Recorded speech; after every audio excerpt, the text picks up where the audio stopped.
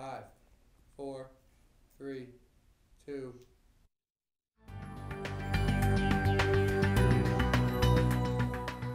Tonight, a woman is accused of killing nearly 24 people through Craigslist. When it happened, and what may happen to her, coming up. Later on, we have new information for you regarding the plight of those under attack in Syria. Plus, just because it's cold and dreary outside, doesn't mean you have to feel as low as the temperature. Or does it? More coming up after weather. Welcome to the MCTV Weekly News Update. I'm Josh Englander. And I'm Katherine Janiszewski. Sit back as we take you across the globe and around the block. The United Nations released a 400-page report Monday of the torture aimed at the people of North Korea. Though the North Korean government is claiming that the report is only an attempt to sabotage their nation, evidence shows that the leader Kim Jong-un could be charged with crimes against humanity. The report includes cases of murder, sexual violence, and starvation used to force citizens to follow the demands of the government. The UN said the brutality charges the nation faces are worse than any prior nation. A new Spanish initiative is offering citizenship to Sephardic Jews. Previously, this subset of Spain's population was expelled from the country during the Spanish Inquisition. This new bill will allow any person who can prove Sephardic ancestry to apply for citizenship. There is tremendous response to the bill in Israel. Since the bill was dropped, some lawyers have said that they have received over 1,000 inquiries regarding citizenship. And although the bill is still awaiting final authorization from the Spanish Parliament, it is expected to go through, and the numbers of prospective citizens is expected to skyrocket. So, I mean, this is great for them to make up for the Spanish Inquisition and what happened, I think. I think it's a real step in the right direction of them kind of like thinking about what happened in their past and trying to make up for it now. And I think that it's a real nice step, and it should be taken really to heart. Making up for your mistakes is always a good thing, I think. Absolutely. Definitely. Well, a day after the Syrian peace talks broke down in Geneva, Syria's foreign minister insisted the negotiations were not a failure. He reminded Syrian state media on Sunday that both sides agreed to an agenda for a possible third round of talks. But that's not stopping the bloodshed back at home. Opposition activists say the regime is using powerful weapons to pound rebel-held areas of Aleppo. Sarah Snyder has the story. The screams of a young child, broken up only by the cries of his elder brother. "My sisters died, my sisters, oh sisters," the young boy cries out in this video uploaded to YouTube. These are Aleppo's children, caked with dust and tears, trying to find comfort where there is none. Activists say their home was blown apart by a barrel bomb. The opposition says that black speck you see dropped from the sky is one of the dreaded barrel bombs the Syrian regime is using on neighborhoods like this one. Made with the oil drums filled with explosives and metal shrapnel, the reality of what the crude bombs can do is dragged right under their eyes. While we cannot independently confirm the authenticity of these videos, the suffering in Syria is overwhelmingly undeniable. The images of just one Syrian family struggling with the horrors of war, a striking reminder of why the so far failed attempt to find a peaceful political solution is so heartbreaking. That fact not lost on the man charged with trying to bring two bitterly opposed sides together in the cozy, calm setting of Geneva.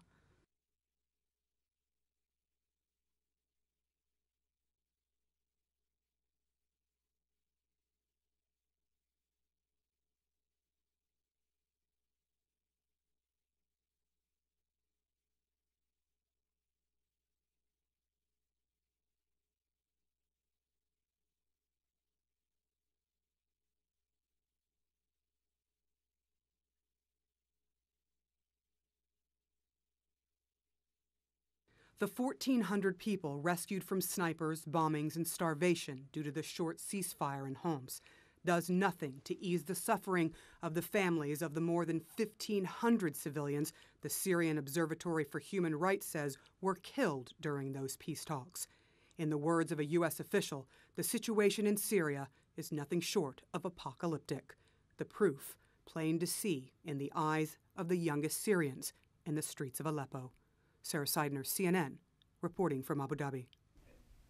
While the U.S. government is broadening its support for same-sex marriage, Africa is leaning farther and farther away from acceptance. The president of Uganda is taking a hard stance on homosexuals, telling officials in his party that he's looking to sign a bill that would put into place harsh punishments for homosexual acts. Multiple convictions under this bill could lead to the penalty of a life sentence. Homosexuality has been illegal for almost 40 years in over 50 African countries. The NSA Edward Snowden saga continues. New details came out on Friday that Snowden used easily available resources to go over the heads of NSA officials and gather between 10 and 50,000 documents. This recent update came from the NSA itself and has served to make the most heavily funded Defense Department worse in the eyes of the public and the Congressional Oversight Committee.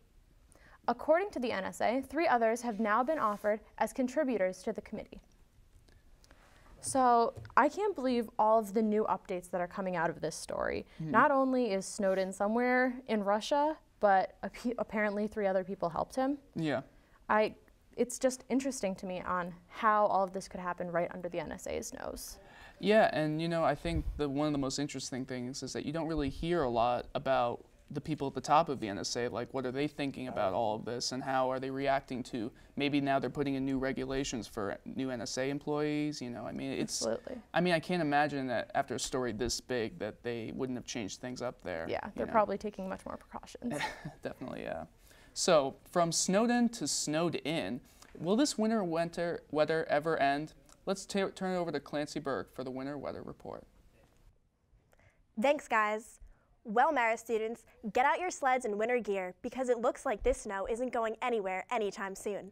As the snow continues to pile up, however, the less than favorable temperatures seem to plummet. Whether you're walking to a friend's dorm or on your way to class, it seems as though there is just no way of escaping this cold, icy winter. On the other side of the planet, Japan continues to suffer from the aftermath of severe winter weather. The snow has already fallen, but now residents have new concerns. Fear is growing that the snow piles up on rooftops may cause buildings and homes to collapse. Forecasters fear that future blizzards and avalanches may follow. Unfortunately, this weather has cost the lives of 2 more people in London who are victims of heavy rain and gale force winds. Severe flood warnings are now in place along the Thames Valley to the west of London and in southwest and central England. River levels continue to rise, and we can only hope that everyone remains safe. As we return to the East Coast, it looks like the effects of the snowstorm are just as devastating. At least 21 people have died due to the heavy snowfall. In New York, a pregnant woman died after being struck by a snowplow. Fortunately, doctors were able to save the baby. Moving back to weather in the Hudson Valley, there seems to be only 2 words that can sum up this past week: cold and bitter. Although Mara students were happy to have a snow day on Thursday and delayed opening Friday, it's hard to ignore these frigid temperatures. Let's have a look at how the winter weather treated us today. So we can see that we had a high of 37 degrees and a low of 17. And if you had a morning class like I did, you know that it felt freezing. Today's average was pretty much the same as how it was today, with 40 degrees high, 24 low, maybe a little bit warmer. And today's record was 55 degrees. Personally, I don't even remember what 55 degrees feels like. And negative 18, which sounds crazy, and I don't even want to imagine that. I'm getting cold just thinking about it. The sunrise was 6:47 a.m. for you early birds out there, and the sunset was 5:33 p.m. As for tonight, skies will remain mostly cloudy with a bitter low of 24 degrees. Winds will remain high at 10 miles per hour, and there's a slight chance of even more snow. For tomorrow, you can expect showers throughout the day with a high of 43 degrees. I don't know about you, but anything above freezing sounds pretty good to me. As we head toward the end of the week, expect cloudy skies with rain on Friday and perhaps some snow showers on Monday. We are halfway through February, so here's to warmer weather on the horizon. That's all I have for you tonight with your weekly highs and lows report. I'm Clancy Burke. Back to you guys. Thanks, Clancy. Thanks, Clancy. So, you know, as I thought about it, you know, of course, it's the spring semester. When we get here, we're all thinking about the upcoming spring. But, you know, if you think about it, February is one of the worst months of the year just from the snowstorms we always seem to get in that month. I mean, I can imagine going back even to our high school years, like it seemed like the snow days would always happen in February. I mean, would you agree with that? Like, absolutely. Clancy, what do you think? Snow days usually in February? Get me on a cruise, get me to the Bahamas, just get me out of here. Spring Too break. cold for me. Spring break can't come soon enough. Yes. Oh my gosh. Well, winter is a tough season, but this year, with cold temperatures and snows in areas that normally don't see snowflakes, a lot of folks just are dreary these days to go away. But there are ways to fight the winter blues. Here's Holly Furfer with today's Health Minute. Even if you love the cold and outdoor winter sports, you've got to admit this has been a tough season. Not only is it brisk outside, but shorter days and longer nights can bring on the blues. It's estimated at least 12 million Americans suffer from a type of depression called seasonal affective disorder, or SAD. Doctors say in severe cases, people with SAD become depressed. Many patients claim they just can't function. That's because the brain goes through a chemical imbalance due to a lack of sunlight, which can lead to a number of symptoms, such as fatigue, lack of energy, oversleeping, difficulty concentrating, and cravings for foods high in carbohydrates that can cause weight gain. There are ways SAD can be treated. Modify your diet and exercise more. There are specially designed light boxes that are used to treat those with SAD, and if the problem becomes serious, some doctors will recommend antidepressants or psychotherapy to help patients get through the dark days of winter. And be with family. Laughter and togetherness are great therapy for the winter blues. It's a perfect way to stay warm even if the temperatures outside are frigid. For today's Health Minute, I'm Holly Furfer.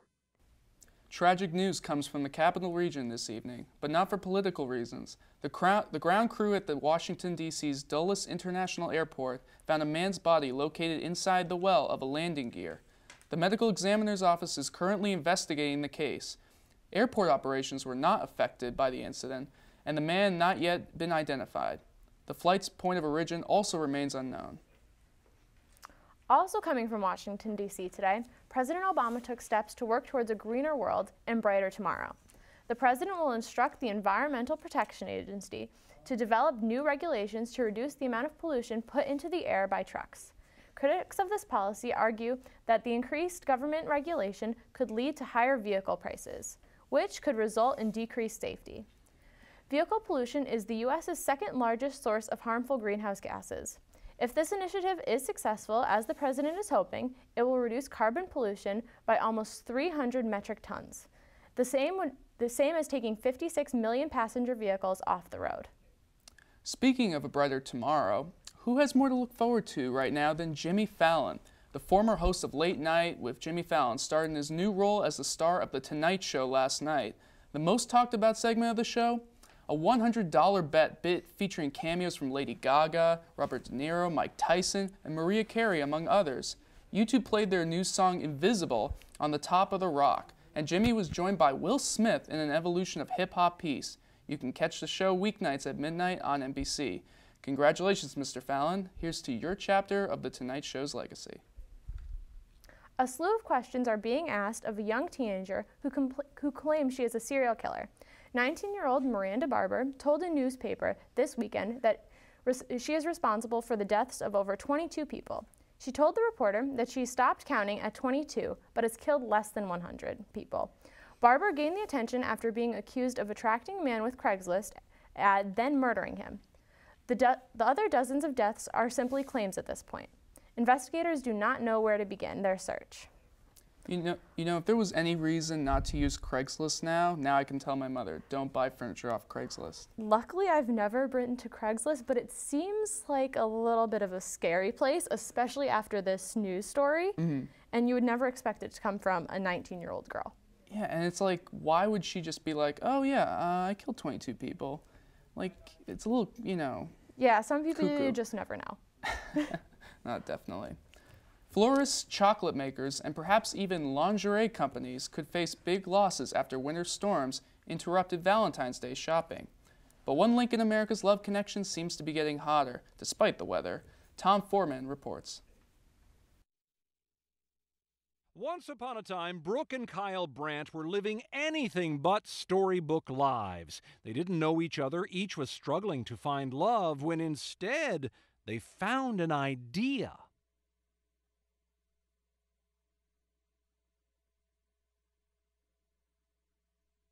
She signed up with an internet dating service. He did too.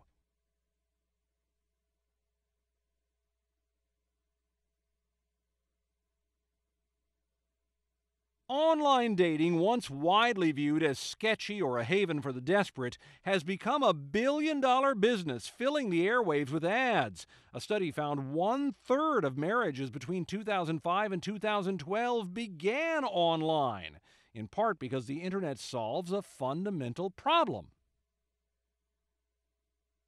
Rachel D'Alto is a relationship consultant who says the massive growth of dating sites that filter choices by religion, race, age, even beauty allows like-minded users to quickly connect.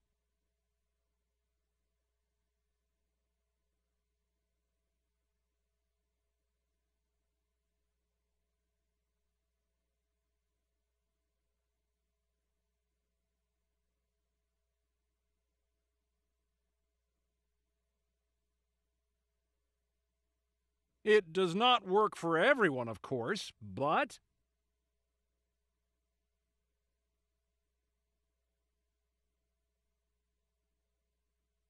for Kyle and Brooke, it's a trend with a storybook end. Tom Foreman, CNN. Flappy days turned into sappy days for many iPhone and Android users last week. The recently popularized app Flappy Bird was taken off the market by its creator, Dong Nguyen. Since then, the App Store and Google Play Store have been getting flooded with knockoff games, perhaps attempting to take advantage of Flappy's dubious departure. However, Apple and Google are pushing back by rejecting similar apps. Just a quick search of the word Flappy on either marketplace brings up names from Flappy Pig to Flappy Bieber. Developers are not happy, but at least Dong is, as he continues to rake in $50,000 a day from ad revenue. Twitter co-founder Biz Stone has a new startup with an odd name. It's called Jelly, and as Laurie Siegel reports, it's designed to apply the biology of a jellyfish to search social media.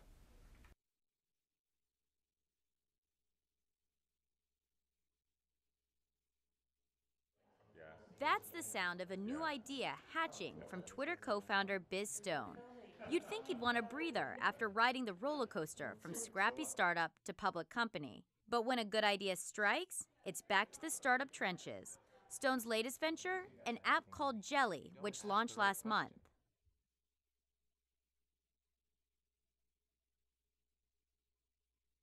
Here's how it works. You take a picture, and then you can ask any question you'd like. Now, friends from your social networks can answer that. Their friends can answer too.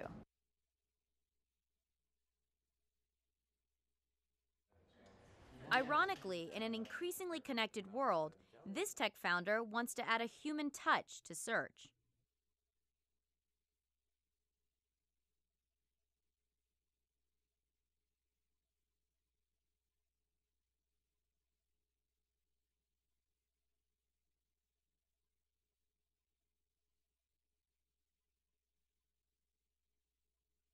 How does that community and that network relate to the name Jelly?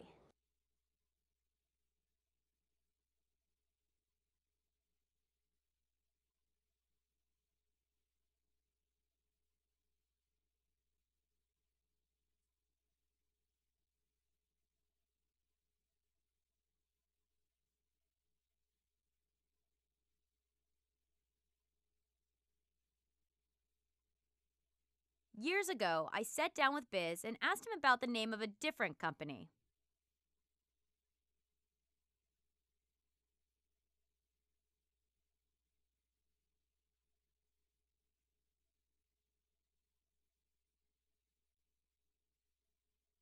Fast forward 4 years.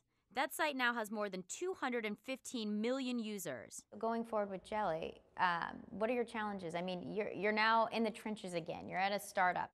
How do you go forward?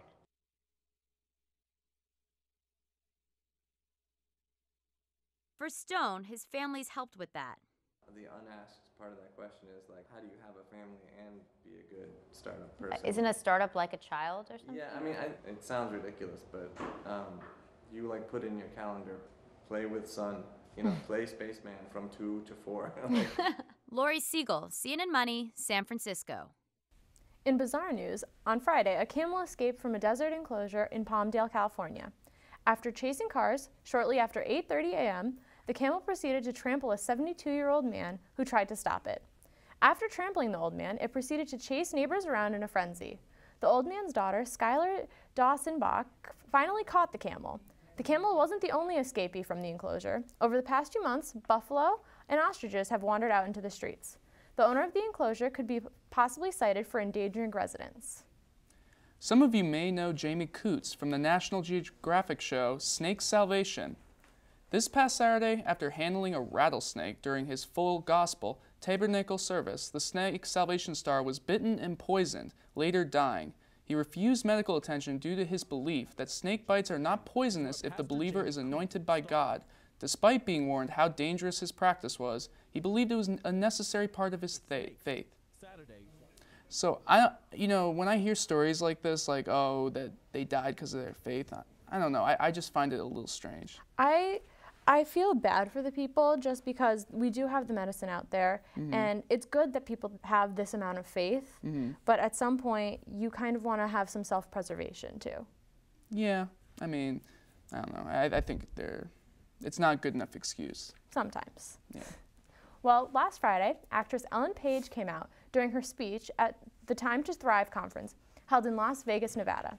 Page received a standing ovation from the crowd during her speech, where she stated, "I'm here today because I'm gay, and because I can maybe make a difference." Page also mentioned that she was scared to come out for many years, and she was tired of hiding her sexuality from the public. She was praised by many for her bravery, including the Human Rights Campaign, who tweeted a congratulations to her for the honesty and openness she expressed during her speech. In Edmonton, Canada, Simon Metke was arrested for being in possession of a stolen $1 million ancient artifact. Unaware that this item was missing from the Montreal Museum of Fine Arts, Metke says he only bought it to help an artist get his commission. So what was this invaluable piece of history worth to Metke? Well, he said he only paid $1,400 for it. I mean, talk about just weird. I'm kind of wondering how this piece went missing. Yeah. And what the object actually was. Like, what was the point of, especially if you're stealing something that's worth millions of dollars, then, I mean, Why would you sell it for that much? Yeah. That's one of the things, that's what I thought. If I was stealing, yeah, I want to get a good price. Not the best idea to have, but... That's true. Well, I guess that's all we have for you guys this week. I'm Katherine Janiszewski. And I'm Joshua Englander. Stay tuned for more next week on MCTV News.